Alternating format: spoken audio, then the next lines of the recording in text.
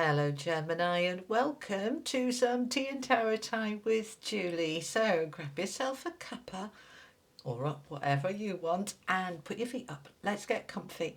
We are here looking at the guidance for the next few weeks for Gemini, Sun, Moon, Rising, Venus and cross-watching. So welcome or welcome back. Particular welcome to any of you new people that found me from the old video I did with Next Level Soul, Alex Ferrari. Nearly 3 years old that one is now, but welcome anyway. It's lovely to have you all here. Okay, let's have a look what's going on for my Geminis. Okay.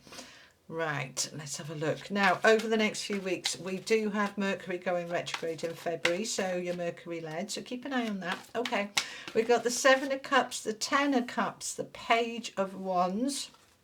Tell me more for Gemini. Queen of Swords, the High Priestess, and the Ace of Cups. It's an interesting theme going on here. Because the Ace of Cups also came out for Taurus, as did the High Priestess. So, you know, very often the same cards come out for multiple signs, and it's because that's the energy overall that is impacting a lot of people, not just people in that particular star sign. So always worth checking out your others' placements. The main two that I use are Sun and Rising, but it's also important to look at things like your moon placement. My moon is in Gemini, that's about our emotions and our feelings, and Venus will be about our love, but whatever you feel drawn to looking at. All right, so you've only got the one major arcana. One is enough. Well, we've only got 6 cards, but I want to get you an affirmation card as well. This is the Tarot of Dreams deck, okay? All the cards I use are linked below. These are my deck. This is from Hoping to Having affirmation cards, taken from my From Hoping to Have an Affirmation booklet. Okay, which is available in Amazon. Shameless plug, I know. All right, let's have a little look. So your key affirmation for the next few weeks, guys. I am responsible for myself and only myself. I let go of other people's problems. Now, let's have a little chat about this. I feel drawn that we need to go into this a little bit more. All right, so come closer. I let go of other people's problems. Does that mean I don't care, that I don't think about them? Does it mean that I'm a selfish narcissist who's a nasty piece of work? No, no, and no. Okay? I'm letting go of other people's problems being my problems. Right? That doesn't mean we can't support them with their problems. It does mean it's not my job to fix it. It's not my job to take it on to me. It doesn't halve it for them. It just means now both of us are in trouble. So we're going to let go. I am not responsible for other people, right? I am responsible for myself. Right, if you are responsible for somebody else's problems because you've caused it, that's different. You'll own it, you'll take responsibility for it, and you will do everything you can to fix it. We're not talking about that. We all make mistakes. I often put my foot in it, you know, engage the mouth before the brain. We all do that, right? We're not talking about that. We're talking about somebody you love or care about or respect or you work with or you're around is having problems, and you take those problems onto yourself. And then, as I said, both of you are now in trouble. Don't do that. You're not responsible for their problems. That doesn't mean you can't care. So the main energy in this, I am responsible for myself. And I've got to look after myself. And that includes my own well-being. All right. So I want you to just really have a think about that and how that might be impacting you from problems around you from others. All right. If you are lying awake at night stewing about somebody else's problems, it's, you know, no, you shouldn't be. Be careful, be of concern, have concern, care about them, support them, reach out to them if that feels right. But it's not your problem. We need to kind of separate ownership, all right? Because when we take on everybody else's problems as our own, plus we've got our own problems usually, unless you've got a charmed life, then we start to feel like we're drowning. and we become overwhelmed, and then we're no good to man or beast. So we need to step away and step back, but still be loving and caring. All right, now I'm kind of repeating myself, but it's important that we get this in balance and in context. All right, so let's have a look what's on the deck here then. The Seven of Cups with the Queen of Swords. What's this about? She's all about truth, clarity, focus. I am looking at my options, Seven of Cups, at my choices, at what might be unfolding for me, at the different paths that can be opening for me.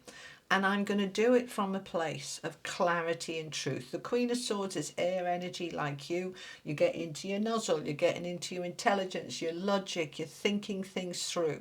You're looking at the options that are available to you. Shall I do this or that? But it's often not just A or B. It's often C, D, E, and all the way through to the end of the alphabet. It can become overwhelming and it can become too much when there's too many options and choices. And that can happen. So, no, they're saying, let's bring this in. All right.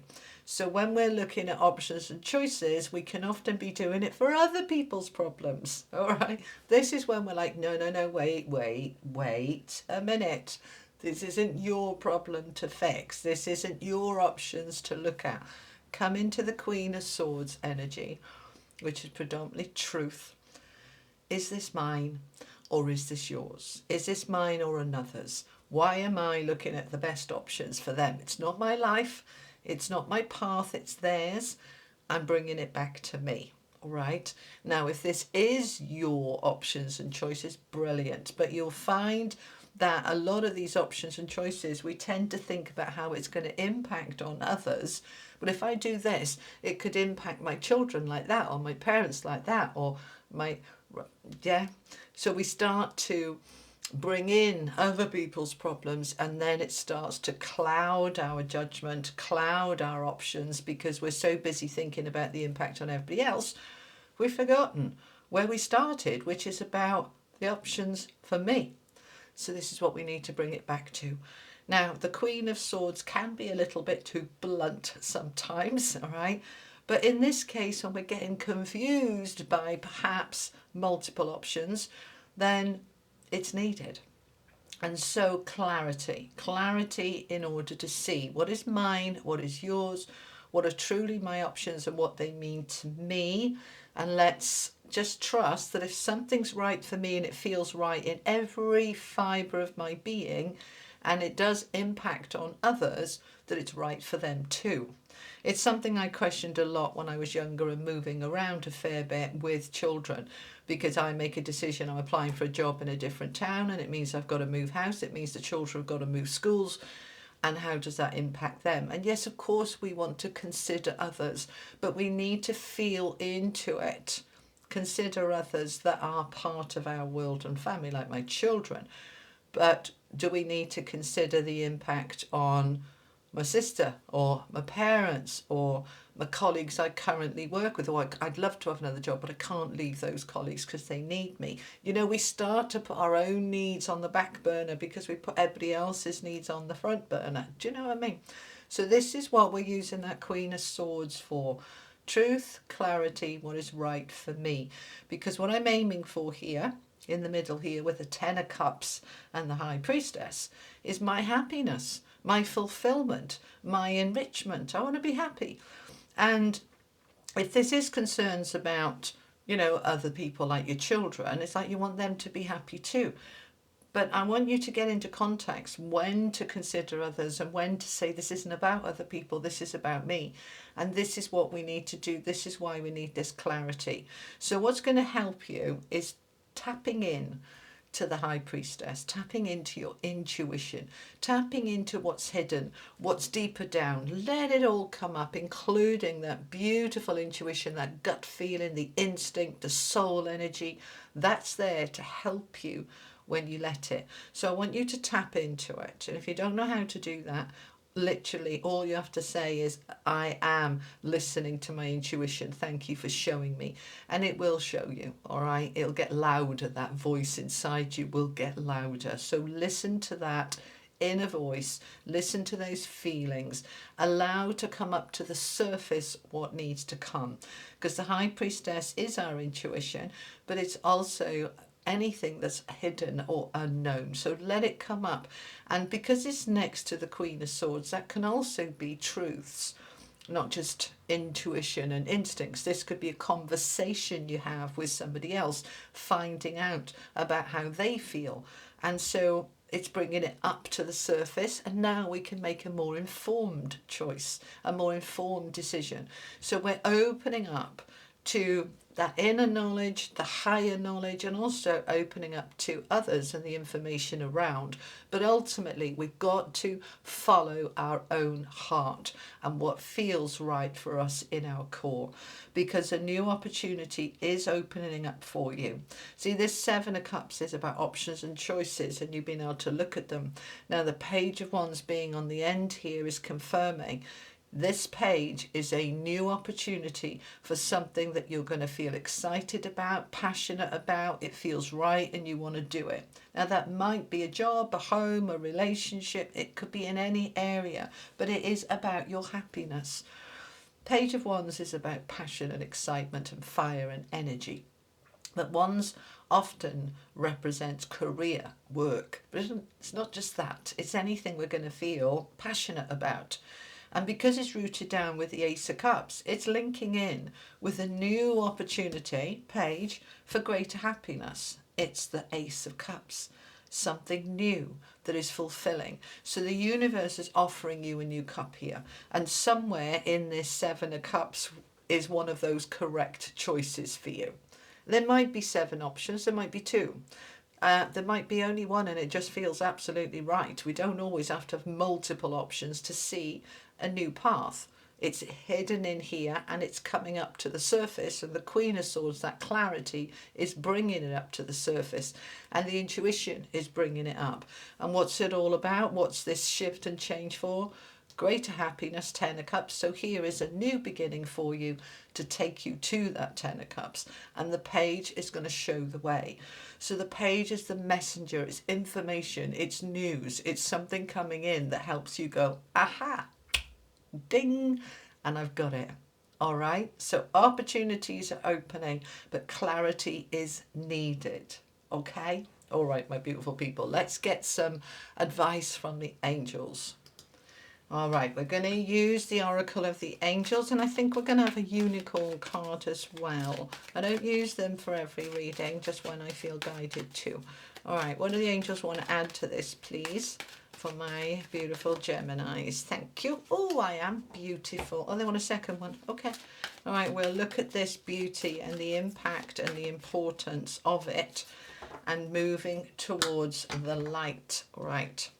So I am beautiful, right? She's being shown, there's the hands of the universe, the hands of God being shown something absolutely beautiful. In the distance there, you can see some kind of palace of light that looks incredible, right? So what's the beauty got to do with it? I am beautiful. Well, the I am is your soul energy, your God force, your all that is within you, the I am presence. And it is a beautiful light of love and harmony and truth and clarity, and it's just beautiful. When you feel that within you, you also feel that you are beautiful because you are holding this light inside you. As you recognize that, it helps you move more towards it.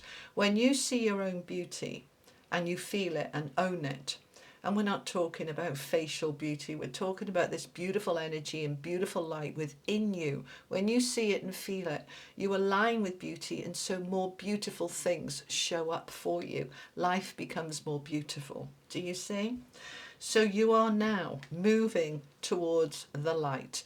You have a being of light with you, the hand on the shoulder, guiding you, supporting you over that little bridge, over the water, towards greater light. You are being guided, and you see when we look at the cards on the table, the options, the clarity, moving towards greater happiness, listening to that higher self, that intuition guiding you. You are being encouraged into a new path here, and you are being shown the way. and supported within that, which is lovely. Let me get you a unicorn card. Final message, please, for Gemini. Whoa, okay. So we want those. We don't want those. That was me just being a little clumsy. All right. We've got the Cosmic Ruby, number 32, which is a 5. 5s are about change. And you're being asked to be a peace ambassador. Practice cosmic mastery. Be a peace ambassador. Now, particularly when we're talking about being responsible for yourself, following your own guidance, that might bring up some tensions within you. Am I allowed to do this? Am I wrong? Am I being selfish? Just step into this energy of Cosmic Ruby. I am peace. Practice cosmic mastery. Okay? All right, Gemini, that is what I have for you for the next few weeks. I hope it was helpful. I'll be back on Friday, as I am every Friday, with a message for the collective. And I'll see you again soon. You take care. Lots of love. Bye-bye.